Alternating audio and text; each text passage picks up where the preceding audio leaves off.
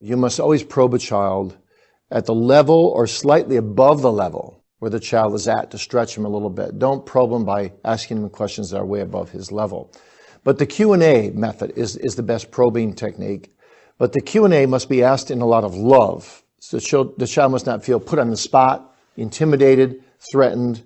Ideally, there's good eye contact between the father and the child.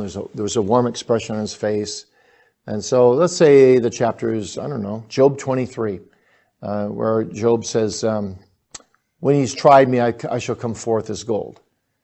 Well, how do you approach an 8-year-old with that? An 8-year-old's not going to understand that concept. So you explain about the goldsmith and how he kept working with the gold until he sees his own face in the gold, and how he heated up the gold and got it to be purified, and the gold, the dross comes to the surface, he scoops it out, and all he's got is gold left. And then you say, well, that's what the Lord does in our lives through trials and problems.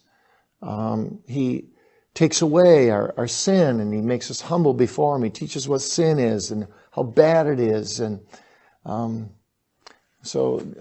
dear Esther, can you think of any time in your life where you've had problems and things that were difficult, and you took it to God, and God helped you hate sin more and love Jesus more?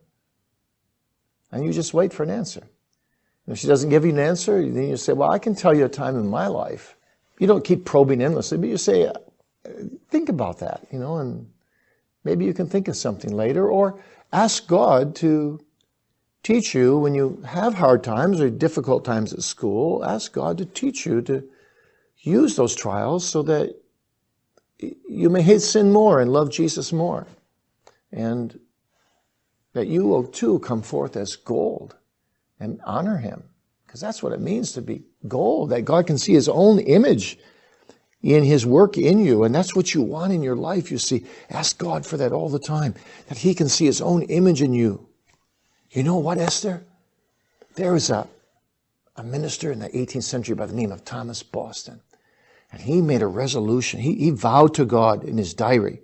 He put down, Lord, wherever I go, I want to leave the aroma of Christ behind, the smell of Christ. So when people see him and hear him, they feel like they've been with Jesus. Wouldn't that be wonderful if people would say that about you, about me? That's the way I talk to my kids.